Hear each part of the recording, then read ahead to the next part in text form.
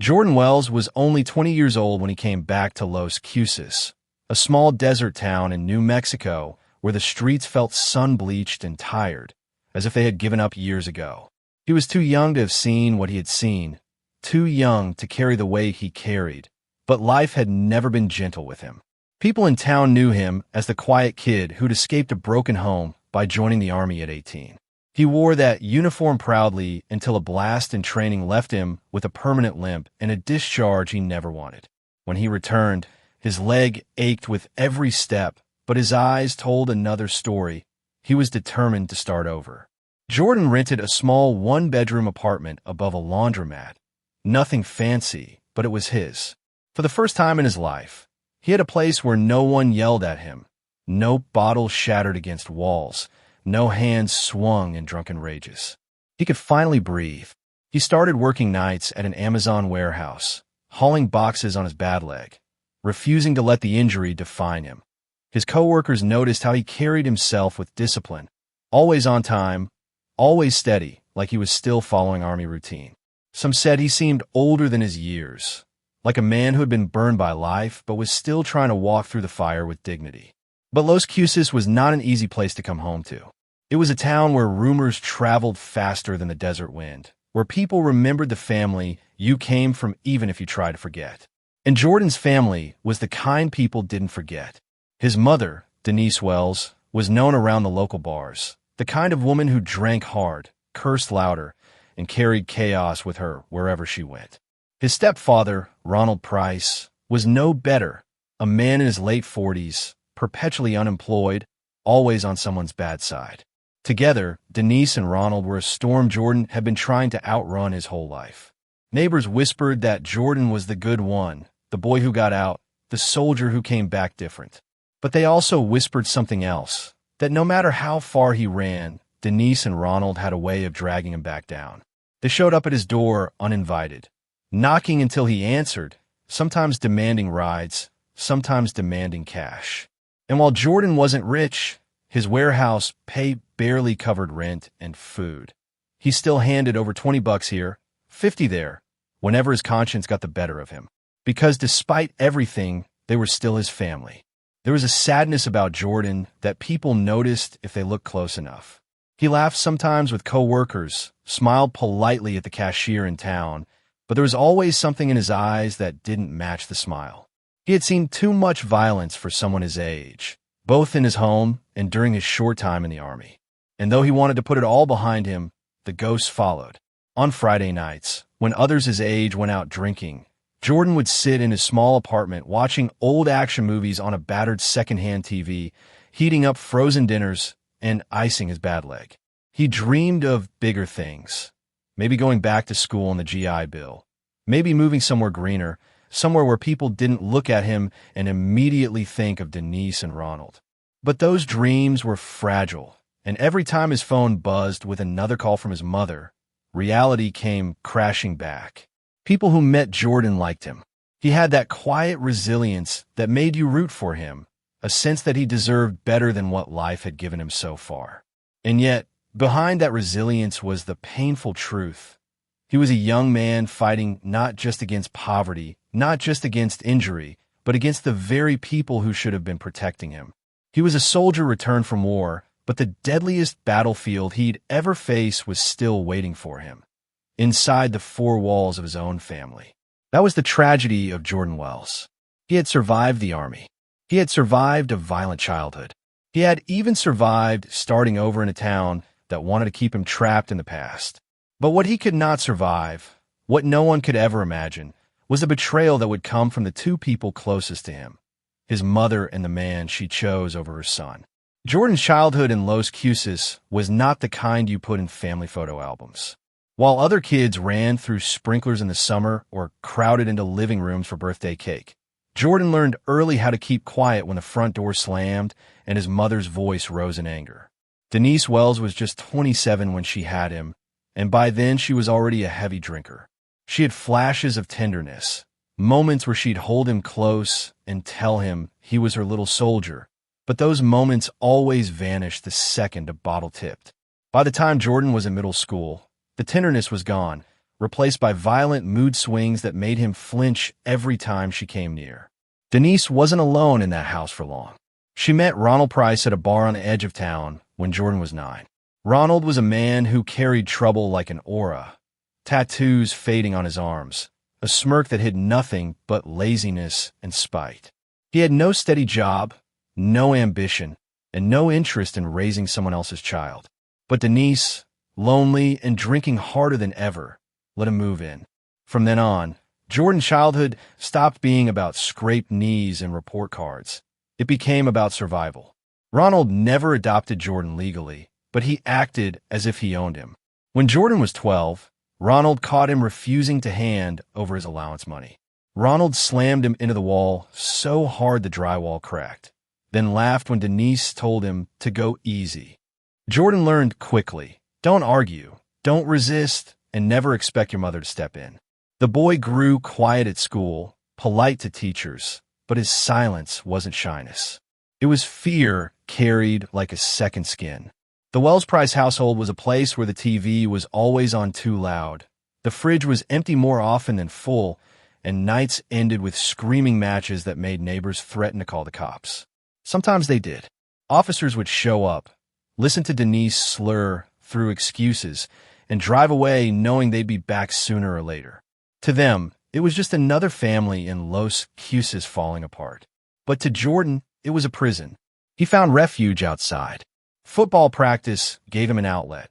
He wasn't the biggest kid, but he played with a ferocity that made coaches take notice. Friends remember him as the one who never wanted to go home after practice, who lingered in the locker room until everyone else had gone. When he finally did go home, he kept his head down, trying to slip past the chaos. More often than not, though, Ronald would be waiting with another demand. Take out the trash, fetch him a beer, hand over whatever money he'd earned from mowing lawns. Jordan gave in, not because he was weak, but because resistance always ended the same way. His body aching, his mother's eyes cold, and Ronald smug in his petty victory. By 16, Jordan had grown taller, stronger, but the abuse didn't stop. If anything, it got worse. Ronald saw him not as a boy, but as competition, someone to break before he broke free. And Denise, whatever love she had once felt for her son, had been swallowed by resentment. She told friends Jordan was too good for them now, always reminding him that he thought he was better than his family. In truth, Jordan didn't think he was better. He just wanted different. The Army became his escape plan. Recruiters came to school with polished speeches about honor and opportunity, and Jordan listened harder than anyone. At 18, while his classmates talked about college or odd jobs, Jordan signed the papers that would take him far away from Los Cruces. On the day he left, Denise barely looked up from her cigarette. Ronald muttered something about don't come crawling back. For Jordan, the lack of goodbyes only confirmed what he already knew. There was nothing left for him in that house. Basic training was brutal, but for Jordan, it was liberation. For the first time, discipline replaced chaos. Respect replaced violence. He found brothers in the other soldiers, mentors in his superiors. He wrote letters home at first, short updates that went unanswered. Eventually, he stopped writing. It was easier that way. The Army gave him purpose, but even there, he couldn't fully escape what he'd grown up with. Nights in the barracks, when others joked and bragged about childhood pranks, Jordan stayed quiet. He didn't tell them about broken bottles and bruises, about hiding in his room while his mother screamed downstairs. Still, he believed he had left it behind. Until the day he was discharged with a limp and sent back to Los Cruces, back to the very place he had fought so hard to escape. His childhood had taught him how to endure, how to survive, but it also left scars no uniform could cover. Scars that Denise and Ronald would use to remind him. No matter how far he went, in their eyes he was still theirs to control. And that is where the tragedy of Jordan's life deepened. He had escaped once, but childhood shadows have a way of following you home. He returned not as the boy they used to break, but as a man determined to stand on his own. What he didn't know was that the same cruelty that had poisoned his childhood was still alive, still hungry, and soon it would come for him one final time. When Jordan stepped off the bus back into Los Cruces, the desert air felt heavier than he remembered. His uniform was gone, folded neatly in a duffel bag he carried like a reminder of who he had been, and in its place was a civilian jacket that hung loose on his shoulders. The limp in his right leg was obvious now. Each step carried a faint drag that made strangers glance twice before looking away.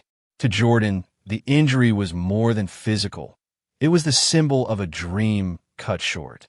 He had gone into the army believing it would be his escape, his chance to build a future.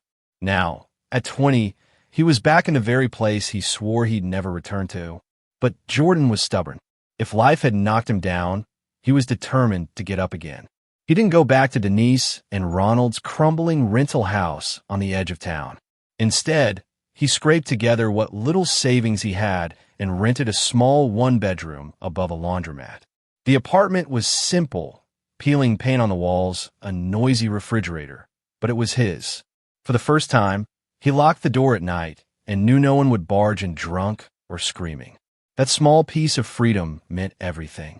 He picked up a job at the Amazon warehouse outside of town. It wasn't glamorous, but it was steady.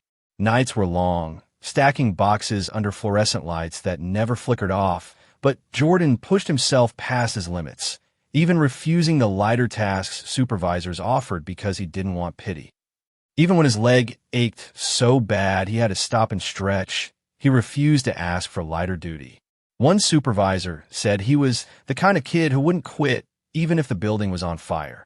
He wasn't loud or flashy, but he showed up every shift early with his head down and his hands ready. Life was far from easy, but for Jordan, it was progress. He made a few friends at work, mostly older guys who respected his army background. They'd invite him for beers after shifts, and sometimes he went, though he rarely drank more than one. Alcohol carried too many bad memories, too many nights of watching Denise spiral. Instead, Jordan liked to spend his evenings quietly. He'd grab takeout on the way home, Chinese food from the strip mall or greasy tacos from a truck parked near the freeway, then settle into his worn couch with an action movie playing on his thrift store TV. He was living paycheck to paycheck, but he was living on his own terms, and that mattered. Still, the shadows of his family loomed. Denise and Ronald hadn't disappeared just because he moved out. They called often, sometimes showing up unannounced. At first, Jordan tried to help. He'd slip his mom $20 here, $50 there, when she said she was short on rent or needed groceries. He knew the money would probably go to alcohol, but a part of him, maybe the little boy still hoping for her love, couldn't say no. Yet the more he gave, the more they demanded. Ronald, in particular, had a way of sneering when he asked for cash, like it wasn't a request, but a tax Jordan owed simply for existing. Jordan started to draw boundaries. He told them he had bills of his own, that he couldn't keep handing over money. He worked hard for every dollar, and he wanted to save, maybe even go back to school someday, using the GI Bill. The refusals didn't sit well. Denise would guilt him, crying on the phone about how he was abandoning his family. Ronald took a harder line, mocking him, calling him selfish, ungrateful. Jordan tried to hold firm. For once, he wanted a life that was his, not one dictated by their chaos. Around town, people noticed the change. Jordan carried himself with more confidence than before he left for the army. He was polite, respectful, but there was steel in him now, a quiet resolve. A cashier at the gas station later said she remembered how he always smiled when he paid, but his eyes carried something heavier, like a man always bracing for a fight he didn't want. Despite the strain, Jordan had hope. He was making on his own, one paycheck, one quiet night at a time. He dreamed of leaving Los Cruces entirely, maybe moving to Colorado or Arizona, somewhere he could disappear into a fresh start. But deep down, he knew it wouldn't be that simple. Denise and Ronald weren't done with him. They had pulled him back before, and they would try again. Jordan wanted to believe he was free. What he didn't realize was that his new independence, his small apartment, his steady job, his refusal to hand over money, wasn't just a new chapter. To his mother and stepfather, it was a threat. And soon, the fragile peace he had built would shatter under the weight of their desperation. It started with a knock at his door that Jordan already knew too well. The pounding was sharp, impatient, the kind of knock that wasn't asking permission but demanding entry. He glanced at the clock. Nearly midnight. He thought about ignoring it, letting them walk away, but the knocking grew louder until it rattled the thin walls of the apartment above the laundromat. With a sigh, he opened the door, and there stood his mother, Denise, her eyes bloodshot, her breath thick with alcohol. Behind her loomed Ronald, broad-shouldered and smirking, like he'd been waiting all night for a confrontation. Denise didn't waste time on pleasantries. She shoved her way inside, her voice already climbing. "Jordan, I need $100. Right now. Don't give me any excuses." Jordan's chest tightened. He had been through this routine too many times before. Small requests that snowballed into endless demands. He tried to stay calm. "Mom, I don't have it. I've got rent due, bills stacking up. I can't keep giving you money." Her face twisted with rage, her words slurring. "You selfish little bastard. After everything I've done for you, you can't give me a lousy $100? I'm your mother." Ronald stepped forward then, towering over Jordan. "You heard her. You think you're too good for us now? Walking around like some hero, 'cause you wore a uniform for 5 minutes. You owe us." His voice dripped with venom, each word meant to cut. Jordan straightened, his voice firmer than they expected. "I don't owe you anything. I've been taking care of myself since I was a kid. You never gave me anything but hell. I'm not giving you $100, not tonight, not ever again." For a moment, the room went still. Denise blinked, caught between fury and shock. Ronald's smirk faltered, replaced by something darker, a promise of violence he wasn't ready to deliver yet. Then Denise began screaming, her words spilling out like knives. She accused him of abandoning his family, of thinking he was better than her. Her voice carried down the hall, loud enough for neighbors to hear. One neighbor, later interviewed by police, recalled hearing Denise's shrill voice echoing through the walls. "You're no son of mine." Another remembered Ronald's low growl. "You'll regret this." The building, usually quiet at night, was suddenly alive with chaos. Jordan tried to push them toward the door, his patience fraying. "You need to leave. Now. If you keep this up, I'll call the cops." Denise's eyes went wide, as if he'd slapped her. "The cops? You call the cops on your own mother?" She spat, her voice cracking. Ronald leaned close, his breath hot with whiskey. "You think they'll protect you? You think anyone will protect you when it's family? You've got another thing coming, boy." Jordan shut the door on them, his hands trembling. For a long moment, he leaned against it, listening to their footsteps fading down the hallway. He felt sick, angry at them, angry at himself for letting them in, and afraid in a way he hadn't felt since childhood. He knew the line had been crossed. He had stood up to them, denied them outright. And with Denise and Ronald, defiance was never forgotten. That night, he sat awake on the couch, the TV flickering in the background while his mind replayed every word. He thought about calling a friend, thought about reporting them to the police, but he didn't. Part of him still wanted to believe they would cool off, that they would come to their senses. Another part of him knew better. He remembered Ronald's glare, his mother's scream, the way their faces twisted when he said no. The truth was, Jordan had done something dangerous in that moment. He had shown them that their control over him was slipping. For people like Denise and Ronald, control was everything.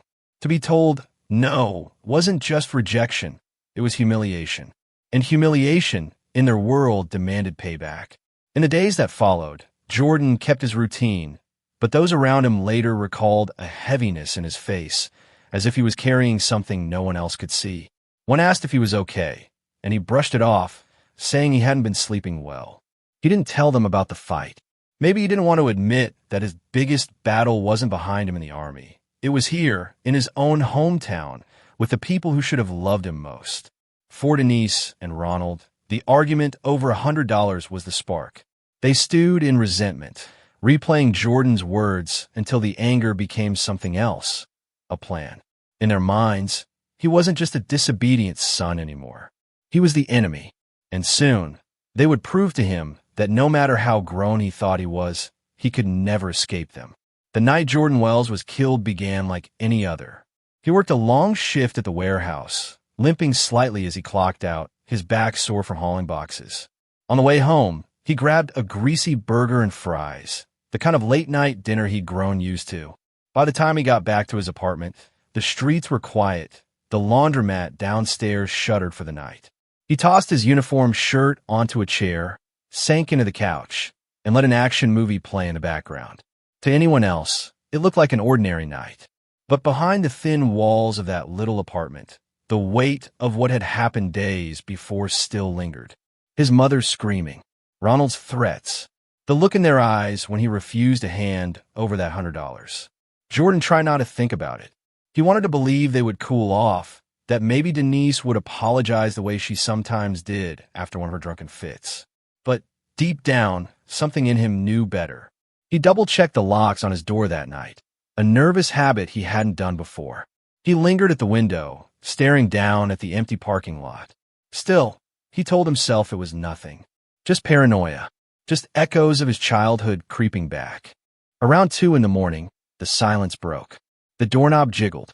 Jordan sat up fast, his heart pounding. He had locked it. He knew he had. Then came the sound of metal sliding into the keyhole. The unmistakable click of a key turning. His breath caught. He realized with dread they still had a spare. The door swung open slowly, shadows spilling into the room. Denise entered first, her face pale under the hallway light, her hair wild. Ronald was right behind her, heavier, carrying himself with the swagger of someone who thought he had already won. Neither spoke at first. They just stood there, watching Jordan like predators who had finally cornered their prey. "What the hell are you doing here?" Jordan's voice cracked, half fury, half fear. Denise's lip curled. "We came for what's ours. You don't tell your mother no." Ronald slammed the door shut behind them, the lock clicking back into place. "We warned you, boy." Jordan moved instinctively, trying to reach for his phone on the table, but Ronald lunged first. The older man's fist caught Jordan across the jaw, sending him stumbling back into the couch. Denise grabbed the phone before he could reach it, tossing it to the ground with a sharp crack. The fight that followed was brutal and fast.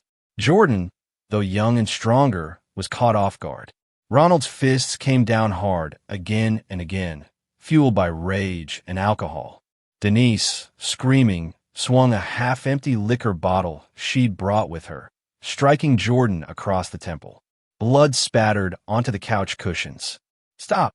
Jordan gasped, trying to push them off. "Please, just stop." But there was no stopping. Ronald pinned him down, his knee grinding into Jordan's chest. Denise wrapped her hands around a pillow and pressed it over her son's face, muffling his cries. He thrashed beneath them, legs kicking, the limp in his right leg making his movements uneven, desperate. The apartment, once his sanctuary, had become his battlefield. The struggle lasted minutes that felt like hours. Jordan's strength ebbed, his gasps weakening under the weight of 2 people who were supposed to protect him. At one point, his hand found Denise's wrist, clutching tight, and for a fleeting second their eyes met. In that moment, there was no rage in his, just disbelief, the silent question, "Why, Mom?" But she looked away, pressing down harder. When the body finally went limp, the apartment fell eerily quiet. The only sound was Ronald's heavy breathing, Denise's sobbing that wasn't grief but panic. They had crossed a line that could never be undone. "We gotta move him," Ronald muttered, already scanning the room like a man, calculating. Denise shook her head, tears streaking her face. "I didn't mean." "You meant it enough," Ronald snapped. "Now shut up and help me." They dragged Jordan's body off the couch, blood still dripping from the gash on his temple, and wrapped him tightly in a blanket. His legs stuck out awkwardly until Ronald forced them in, knotting the fabric with shaking hands. The 2 of them heaved him toward the door, their grunts echoing in the silent hallway. A neighbor later recalled hearing something thumping against the stairwell at 3 in the morning, but at the time, no one thought much of it. Outside, the desert air was cool, the sky cloudless. They shoved Jordan's body into the back of Ronald's beat-up truck, covering him with another blanket. Denise lit a cigarette, her hands trembling so badly she dropped it twice before managing to inhale. Ronald climbed behind the wheel, his face set like stone. Without another word, they drove off into the night, heading north toward Oregon, away from the town where too many people already knew their names. Back in the apartment, the TV was still on, the movie flickering across an empty couch stained with blood. A lamp had been knocked over, the phone shattered on the floor. It looked less like a home and more like the aftermath of a storm. By morning, coworkers would wonder why Jordan never showed up for his shift. Neighbors would wonder why his door was left unlocked, slightly ajar. And soon enough, detectives would step inside, their eyes landing on the blood that told the story no one wanted to believe. Jordan Wells had been murdered, not by strangers, but by the two people he should have been safest with. They drove through the desert night with the body of Jordan Wells bundled in the back of the truck like discarded luggage. The highway stretched endlessly ahead, lit only by the twin beams of Ronald's headlights and the pale wash of moonlight over the scrubland. Denise sat in the passenger seat, chain-smoking one cigarette after another, her hands trembling with each drag. She wouldn't look behind her. She couldn't. Every time she tried, she saw the outline of the blanket, the faint impression of her son's face beneath it, and the guilt clawed at her throat. Ronald, on the other hand, was silent but focused, jaw clenched as he gripped the steering wheel. He had a plan, or at least he told himself he did. The Army had given Jordan discipline, but Ronald believed brute force and cold calculation would erase what they had done. "We'll dump him where no one looks," he muttered after an hour of silence, more to himself than to Denise. "Up north in the Oregon woods. Nobody will find him there."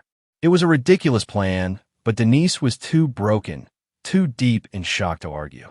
She nodded, staring out the window as the desert gave way to the shadowy silhouettes of mountains in the distance. The miles rolled on, gas station lights blinking occasionally like lonely stars in the blackness. At one rundown station, just outside Flagstaff, Ronald pulled over to fill the tank. He used Jordan's debit card without hesitation, swiping it with a steady hand, as if buying gas on his dead stepson's dime was the most natural thing in the world. Denise's stomach knotted at the sound of the approval beep. "They'll trace that," she whispered, her voice hoarse. "They won't trace shit," Ronald shot back. "It's just gas. Nobody cares." But he was wrong.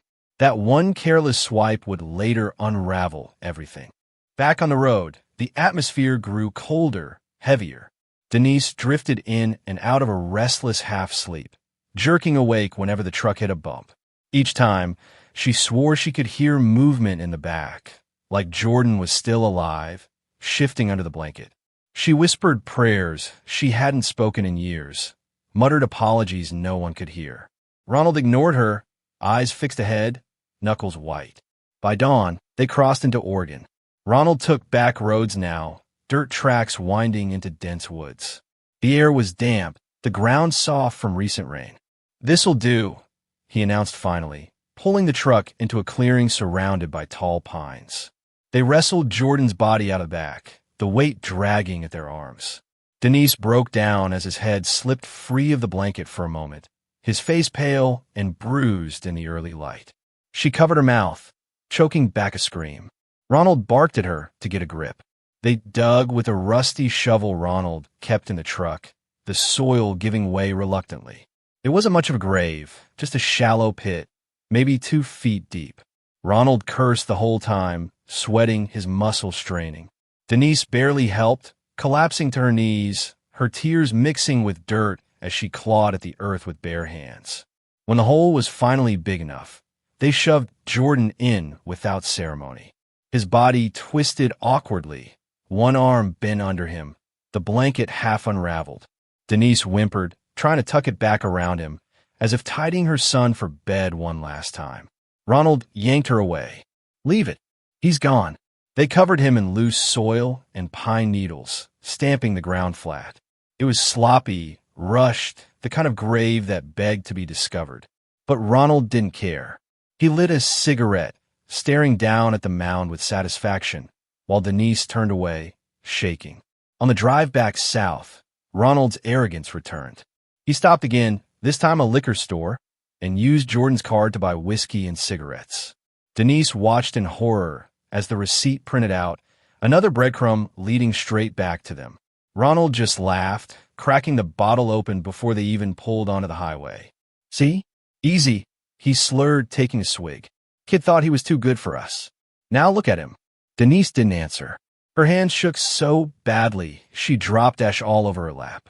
In her mind, she replayed Jordan's eyes in those final moments, wide, pleading, disbelieving. She had pressed the pillow down anyway. She had chosen Ronald over her own son. And now, no matter how far they drove, she knew they were already caught. Maybe not today, maybe not tomorrow, but someday soon, the truth would claw its way out of that shallow grave in Oregon, and the world would know what they had done. When Jordan didn't show up for work at the warehouse, his supervisor thought it was strange. He wasn't the kind of kid to skip a shift, especially without calling. By the second day, his absence raised alarms. A coworker tried calling his phone, but it went straight to voicemail. That's when the warehouse manager contacted police to request a welfare check. On the third evening, 2 officers arrived at Jordan's apartment above the laundromat. The door was unlocked, swinging slightly on its hinges as if someone had left in a hurry. Inside, the place looked wrong, too quiet, too still. A half-eaten burger sat on the table, cold and shriveled. The TV was still on, flickering against an empty couch. What caught their eyes immediately was the blood. Dark stains marred the cushions and smeared across the floor. To the officers, it wasn't a missing person case anymore. It was something far worse. Detectives were called in that night. They sealed off the building, photographing everything. The shattered phone on the carpet, the overturned lamp, the drag marks on the floor that led toward the door. It told a story, one of violence, one of someone who hadn't left willingly. The evidence screamed struggle. And then came the neighbor statements. A woman from down the hall remembered hearing shouting late that night. She couldn't make out every word, but she swore she heard a woman yelling, "You're no son of mine," followed by a man's deeper voice threatening, "You'll regret this." Another tenant described hearing heavy thuds on the stairwell in the early morning hours, like something or someone being dragged. The pieces began to line up. Detectives pulled security footage from a small camera mounted on a convenience store across the street. At 3:17 a.m., it captured a grainy image of 2 figures struggling to carry a large bundle out of the apartment building. It was too dark to see details, but the outline was unmistakable, a human-sized shape wrapped in fabric. Moments later, the footage caught Ronald's old pickup truck pulling away. Investigators moved quickly. They traced Jordan's bank records and found something chilling. His debit card had been used just hours after his disappearance. First at a gas station outside Flagstaff, then again at a liquor store in Oregon. Surveillance footage from the liquor store sealed it. The man swiping Jordan's card was Ronald Price. His face, his posture, even his tattoos were plain as day. Detectives now had motive, opportunity, and a trail of evidence that was practically neon. They tracked down Denise and Ronald within a week. The couple had returned to Los Cruces, acting as if nothing had happened. When officers approached, Ronald tried to play it cool, insisting Jordan had taken off after an argument. Denise was pale, her hands trembling, eyes darting everywhere but the detectives' faces. They were both taken into custody for questioning. In the interrogation room, Ronald was cocky at first. He leaned back in his chair, arms crossed, smirking like he had the upper hand. The kid left, he said. He always talked about leaving town. Maybe he finally did. But when detectives laid out the evidence, the bloody apartment, the neighbor statements, the video of him hauling a body-shaped bundle, and the debit card transactions, his bravado cracked. His answers grew shorter, more defensive, until finally he asked for a lawyer. Denise's breakdown came sooner. She sat hunched over the table, her eyes rimmed red, the smell of stale alcohol still clinging to her clothes. At first, she denied everything, insisting she hadn't seen Jordan in days. But when detectives played the audio of the neighbor recalling her screaming, "You're no son of mine," that night, her face crumbled. She started crying, rocking back and forth, muttering, "It wasn't supposed to happen like that. I didn't mean it to go that far." Detectives pressed gently, telling her it was time to tell the truth. Slowly, the dam broke. Denise admitted they had gone to Jordan's apartment, admitted the fight, admitted it got out of hand. When asked where Jordan was now, She whispered the words that would end the search. Oregon, in the woods. Under police escort, she led them north. After hours of driving, they reached the clearing where she and Ronald had buried Jordan. The grave was shallow, just as the detectives expected. Pine needles had been scattered over the disturbed soil, but animals had already begun to dig, leaving part of the blanket exposed. When they unearthed the body, Jordan's military dog tags glinted faintly under the dirt. The scene was both devastating and definitive. Forensic teams confirmed everything. The blood at the apartment matched Jordan's DNA. The injuries on his body told the story of a violent assault, blunt force trauma to the head, bruising on the chest, and a suffocation. The timeline matched perfectly with the car transactions and the neighbor testimony. When news spread, the town was stunned, but not shocked. Many had known Denise and Ronald for years, had seen their chaos spill into public. But to kill Jordan, the boy who had once been the quiet kid, the soldier who tried to start over, was beyond comprehension. His co-workers from the warehouse came to the station with tears in their eyes, telling detectives how hard-working and kind he had been. They couldn't understand how anyone, let alone his own mother, could hurt him like that. By the time detectives closed the file, the case against Ronald and Denise was airtight. The tragedy was undeniable, the betrayal almost unthinkable. A young man who had survived war and abuse had been destroyed not by strangers, but by the two people who should have been his protectors. And the paper trail of arrogance and carelessness, bloody cushions, grainy footage, swiped debit cards, was what finally brought justice to his name. In the sterile gray of the interrogation room, Denise Wells sat slumped over the metal table, her fingers tracing invisible circles against its surface. She looked smaller than her 47 years, as if the weight of the past week had hollowed her out. Across from her, Detective Ramirez slid a bottle of water forward, his tone measured, steady. "Denise, we've already spoken to neighbors. We've seen the footage. We know you and Ronald were there that night. What we need now is the truth." At first, Denise shook her head violently, her tangled hair falling into her face. "You don't understand," she whispered. "It wasn't supposed to happen. He was my boy, my baby." Her voice cracked, but her eyes stayed fixed on the table, unwilling to meet the detective's gaze.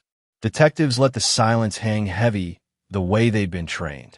In the next room, Ronald was being questioned separately, and his arrogance was already fading. He had started the night cocky, leaning back with a smirk, saying Jordan had probably taken off like the selfish brat he was. But when confronted with the Oregon liquor store footage, his own face staring back from the grainy screen, his shoulders slumped. He muttered curses under his breath, his jaw tight, his eyes darting like a cornered animal. Still, he refused to say the words out loud. Denise was different. The guilt gnawed at her, eroding whatever resolve she had. Detective Ramirez leaned forward, his voice low. "Denise, you carried him out. You know where he is. If you want Jordan to have peace, you have to tell us. You're his mother. Don't let him stay out there in the dirt." That broke her. Tears welled up, rolling down her cheeks in messy streaks. "I didn't mean it, I swear." He looked at me. He looked at me like he couldn't believe it, like I wasn't his mother anymore. Her voice hitched, and she pressed her palms to her face. When she finally looked up, her eyes were raw. He fought back, but Ronald wouldn't stop. And I held the pillow. I held it down. The words spilled out then, a torrent of grief and confession. She told him how they used the spare key, how Ronald's fists came down again and again, how the liquor bottle shattered against Jordan's skull.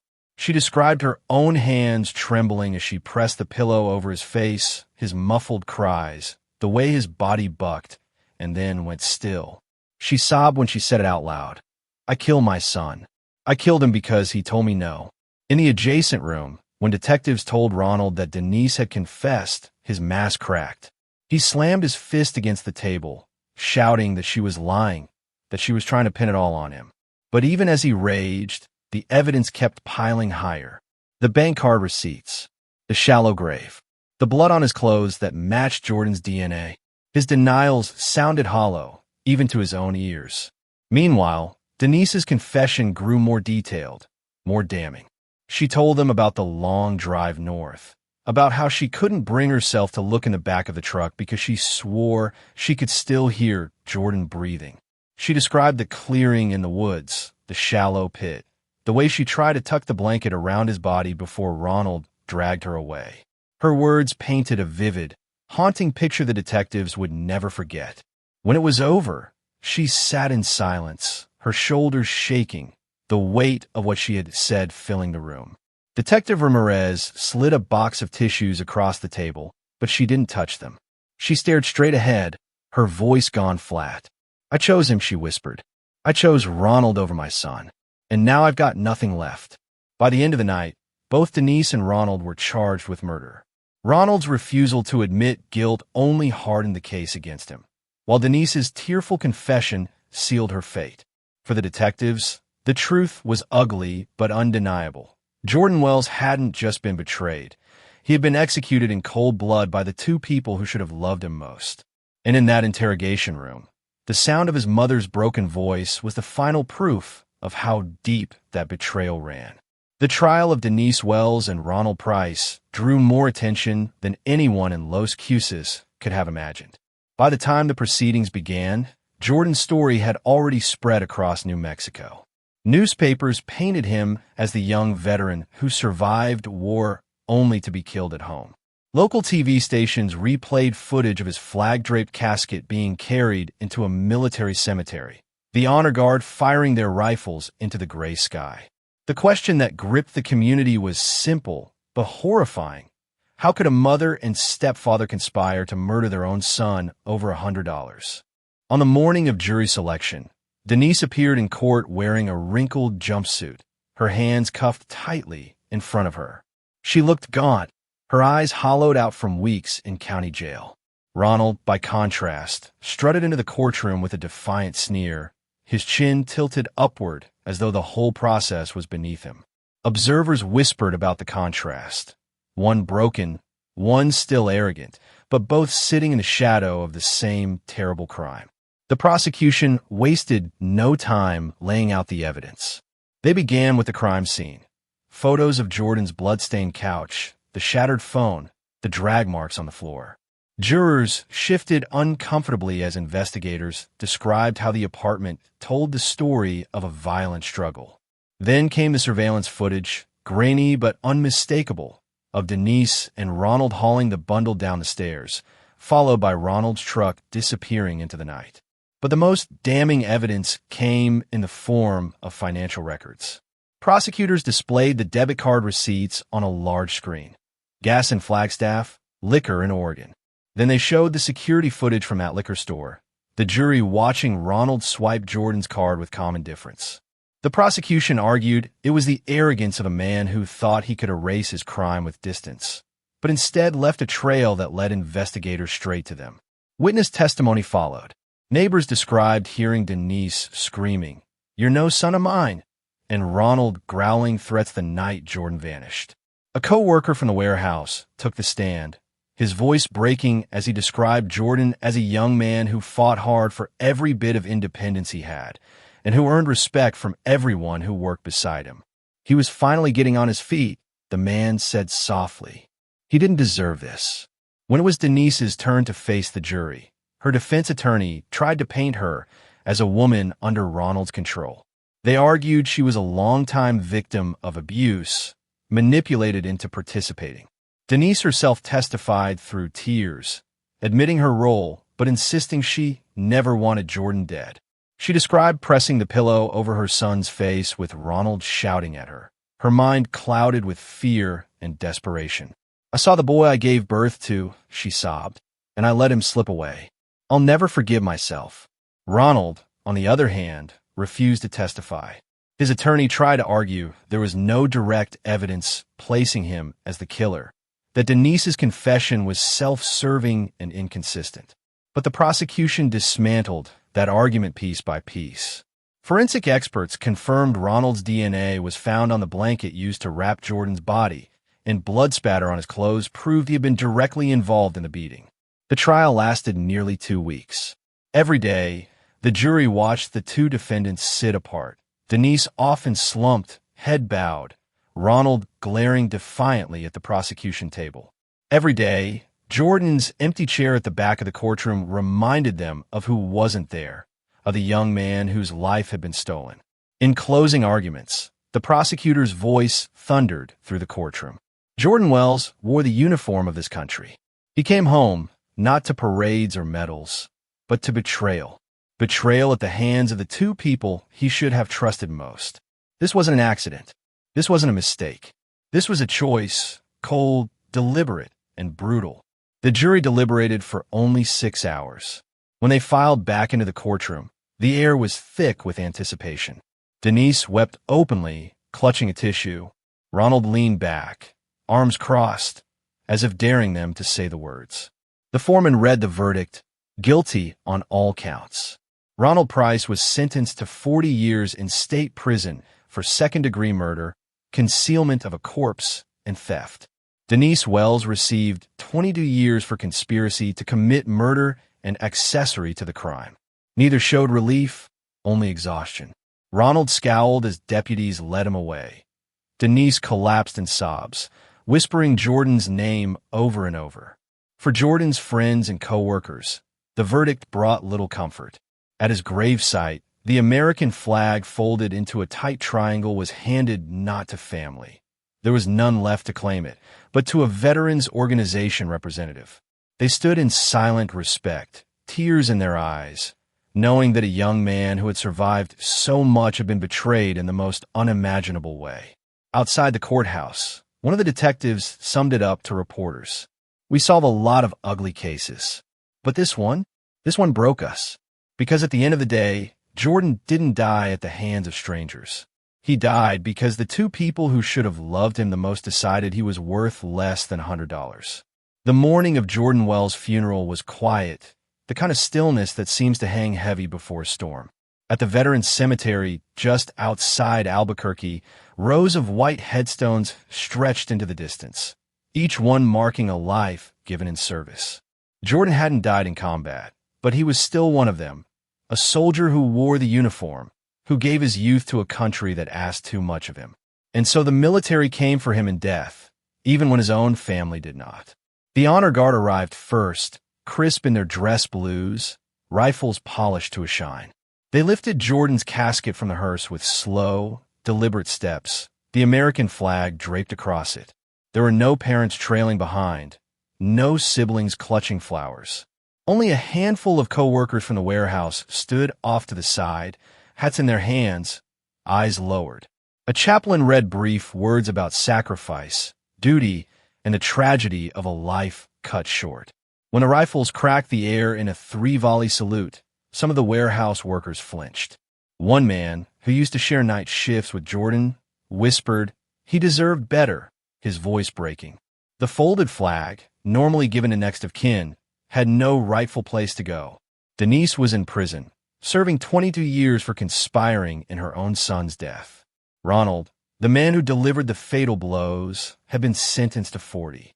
And so the flag was placed into the hands of a representative from a veteran charity, a stranger who promised it would hang in their office as a reminder of the countless young men who fall through the cracks. It was a moment that captured the heartbreak of Jordan's story, a young man buried with honor, but no family to claim him. The silence at his graveside spoke louder than any eulogy. In Los Cruces, the case lingered like a scar. People in town whispered about it at gas stations and diners, shaking their heads in disbelief. Many had seen Denise drunk in public, had heard Ronald's voice carrying through the neighborhood, but no one had thought it would end this way. For months, Jordan's old apartment sat empty, its windows dark. The laundromat owner downstairs said he sometimes thought he heard footsteps above at night, though the unit had been cleaned out long ago. Detectives who worked the case admitted later it haunted them. One said the image he couldn't shake was Denise in the interrogation room, whispering, "I chose Ronald over my son." Another said he still dreamed about the shallow grave in Oregon, the way Jordan's dog tags glinted faintly under the dirt. For the public, the story became a cautionary tale about addiction, about broken families, about how cycles of violence can twist blood ties into something monstrous. News anchors called it the $100 murder, a name that underscored the absurdity of what Jordan's life had been traded for. But for those who had known Jordan personally, he wasn't just a headline. He was the quiet young man who carried scars deeper than most could see, who dreamed of leaving town for good, who smiled politely even when carrying invisible burdens. His co-workers pooled money for a small memorial plaque at the warehouse. It read simply, "In memory of Jordan Wells, our brother, our friend, a soldier who deserved peace." In the end, Jordan's story wasn't about the money at all. It was about betrayal, the deepest kind, the kind that comes not from strangers, but from the people you are born to trust. $100 was the excuse, but the truth was uglier. Years of resentment, greed, and cruelty culminating in one night of irreversible violence.